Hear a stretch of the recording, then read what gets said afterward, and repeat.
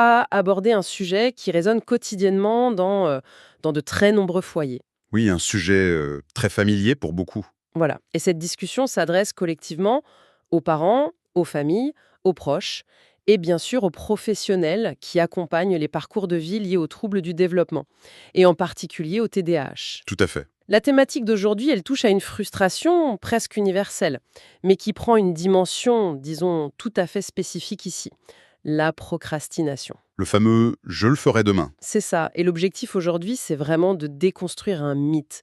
Le mythe extrêmement tenace de la prétendue paresse. qui fait tant de dégâts. Oui, on veut aller observer ce qui se passe réellement sous le capot, au niveau neurologique et cognitif.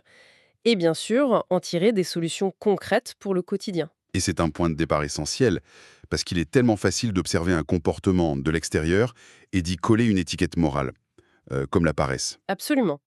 Mais quand on s'appuie sur la littérature scientifique récente, on se rend compte que les mécanismes en jeu n'ont absolument rien à voir avec un manque de volonté. C'est purement neurologique. Voilà. Aujourd'hui, on a un corpus scientifique vraiment solide pour appuyer ça. Je pense notamment à l'étude d'imagerie cérébrale de Van Dessel et de ses collègues. L'étude de 2018, n'est-ce pas? Exactement, publiée dans le Journal of Child Psychology and Psychiatry. On va aussi parler des travaux très récents de Netzer, Turgeman et Pollack de 2026. Dans le Journal of Attention Disorders. C'est ça.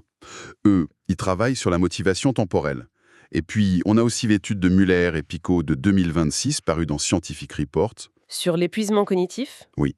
Et on fera aussi le lien avec les recherches de Nierman et Scherez, ainsi que des publications récentes dans PLOS ONE sur le sentiment d'auto-efficacité. Un beau programme. Et avant de se lancer, je rappelle formellement que ce podcast vous est proposé par la Fondation Paul Autisme. Mhm. C'est une fondation portée par le professeur Stéphane Eliez. Il est directeur médical de la fondation et médecin pédiatre psychiatre. Le but, c'est vraiment la transmission de connaissances fiables. C'est essentiel pour accompagner les familles. D'accord. Décortiquons un peu tout ça. De quoi parle-t-on exactement? Parce que on a tous tendance à remettre à demain de temps en temps, hein. Oui, c'est humain. Alors, qu'est-ce qui distingue une simple hésitation de la procrastination clinique, surtout dans le contexte du TDAH? La distinction, elle est vraiment fondamentale. La définition clinique va bien au-delà du simple fait de repousser une tâche par commodité, en fait. Donc, c'est pas juste de l'organisation. Non, pas du tout. La procrastination, au sens strict, c'est un retard volontaire, mais, et c'est là le point crucial, fondamentalement irrationnel d'une action prévue. Irrationnel. Voilà. La personne repousse l'action alors même qu'elle est parfaitement consciente que ce délai va entraîner des conséquences négatives sévères. Genre une très mauvaise note. Une mauvaise note, une pénalité financière, ou même juste la certitude de passer une nuit blanche remplie d'angoisse. Et malgré cette conscience du danger, le passage à l'action est bloqué. C'est fou quand on y pense. En psychologie, on appelle ça un échec de l'autorégulation. Attendez, donc si je comprends bien, la personne sait pertinemment qu'elle court à la catastrophe. Oui, Elle en ressent même de l'anxiété, mais elle choisit quand même de repousser à la... c'est le paradoxe. Ce n'est donc pas du tout de l'insouciance. D'ailleurs, si on regarde l'étude de Nierman et Scherez de 2014, ils font un lien direct entre cette difficulté et les symptômes du TDAH. Exactement. Leurs recherches montrent que les symptômes cardinaux, le TDAH, nourrissent cette boucle. D'un côté, on a l'inattention chronique. Mhm. Elle est fortement corrélée à la procrastination générale. Le cerveau dérive simplement avant même de passer à l'action. Et de l'autre côté, De l'autre côté, il y a l'impulsivité. Et elle est liée à la procrastination décisionnelle. c'est-à-dire... C'est l'incapacité à trancher parmi plusieurs options et à s'y tenir. Mais pour vraiment comprendre ce blocage, il faut regarder la mécanique de la motivation. Oui, comment ça marche face à une tâche ennuyeuse? Parce que pour une activité passionnante, bizarrement, il n'y a plus de procrastination. Ah bah la motivation revient d'un coup. Qu'est-ce qui coince avec les tâches rébarbatives alors? Là, on a l'étude de Netzer, Turgeman et Pollack de 2026 qui éclaire tout ça. Il vulgarise ce qu'on appelle la théorie de la motivation temporelle. La fameuse TMT. C'est ça, c'est une équation.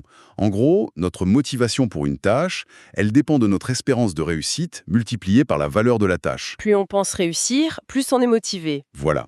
Mais, et c'est là le piège, cette somme est divisée par un facteur critique. Le délai d'attente combiné à la sensibilité au délai de l'individu. Essayons d'illustrer ça. Imaginons, on propose à un enfant une récompense immédiate. Un morceau de chocolat, là, tout de suite. D'accord.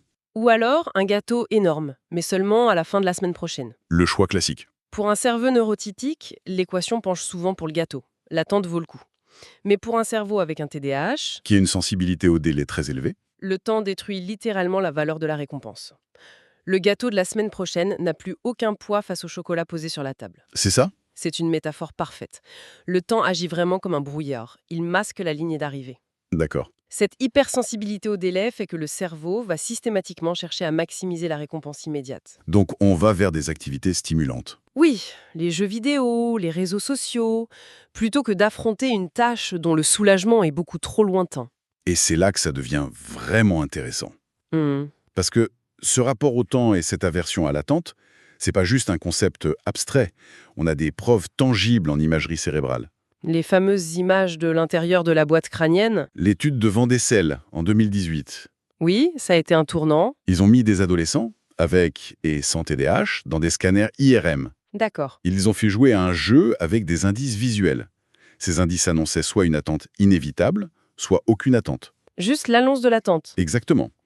Le but, c'était de voir la réaction du cerveau à la simple idée de devoir patienter. Et les résultats sont incroyables. Le cerveau n'est pas juste ennuyé. Il y a de vrais signaux d'alarme. On parle de l'amygdale et du cortex préfrontal dorsolatéral. C'est ça. C'est un peu comme si une alarme incendie se déclenchait dans la tête juste parce qu'on doit attendre. Ce qui est fascinant ici, c'est que l'IRM a montré une hyperactivation très forte de l'amygdale. Qui est le centre des émotions. Le centre de la peur, de l'alerte, c'est la zone qui s'active quand il y a un danger imminent. Waouh. Et en parallèle, le cortex préfrontal, qui essaye de réguler tout ça, s'active aussi de façon disproportionnée. Donc l'attente, c'est pas de l'ennui, c'est une vraie détresse émotionnelle. Une détresse physique et émotionnelle, oui. C'est un changement de paradigme monumental. Ça veut dire que face à une longue tâche sans récompense immédiate, le cerveau réagit comme face à une menace. C'est exactement ça. Donc la procrastination n'est pas de la paresse, c'est une stratégie de fuite pour faire taire l'alarme. C'est le nœud du problème. La procrastination, c'est un réparateur d'humeur à très court terme. Un évitement émotionnel. Voilà.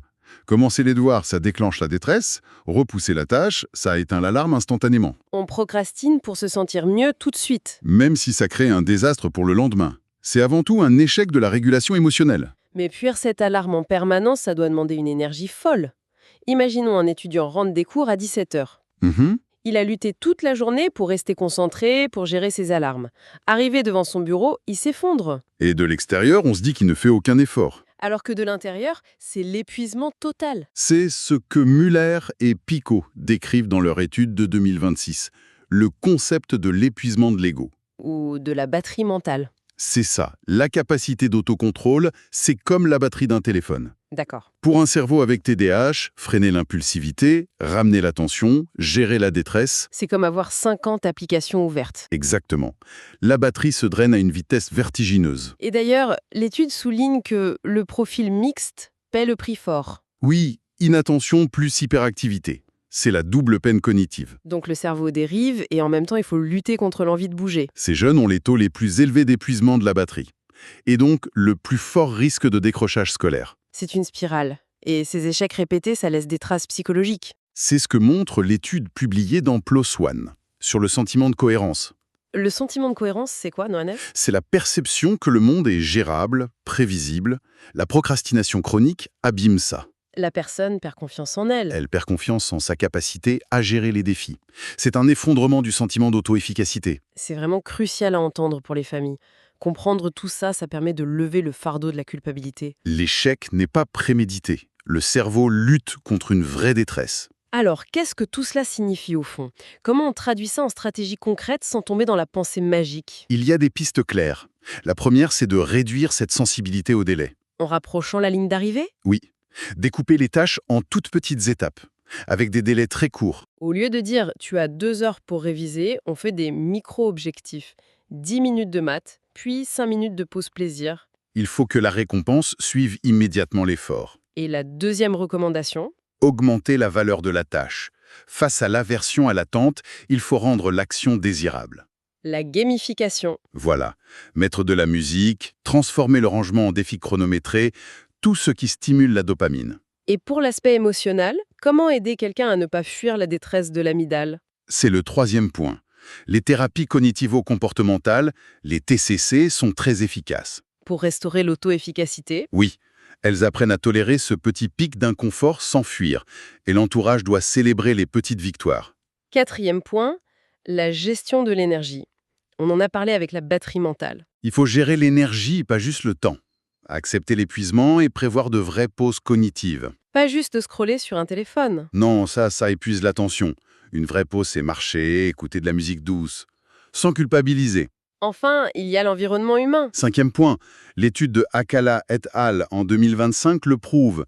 Le lien social est un facteur protecteur majeur. Des relations bienveillantes avec les profs, la famille. Un dialogue empathique fait baisser le stress global et préserve la batterie mentale. Bien sûr, il n'y a pas de recette magique. Ça demande des essais, des erreurs et beaucoup d'indulgence. Et si l'on relie cela à une perspective plus large, il y a une idée de Muller et Picot, la procrastination adaptative. C'est-à-dire? Pour certains profils, l'urgence de la dernière minute n'est pas un échec, c'est une stratégie compensatoire. Pour avoir de l'adrénaline. L'adrénaline et la dopamine de la dernière minute forcent la concentration et court-circuitent le brouillard. Donc, au lieu de pathologiser chaque retard, on peut se dire que c'est parfois le seul moyen de démarrer le moteur. C'est ça, travailler avec la neurodiversité. C'est extrêmement libérateur. Comprendre que c'est un défi complexe lié aux émotions et à l'énergie, c'est le premier pas vers l'empathie. Tout à fait. Merci d'avoir écouté Vivre avec le TDAH, produit par le docteur Stéphane Eliès pour la Fondation Pôle Autisme.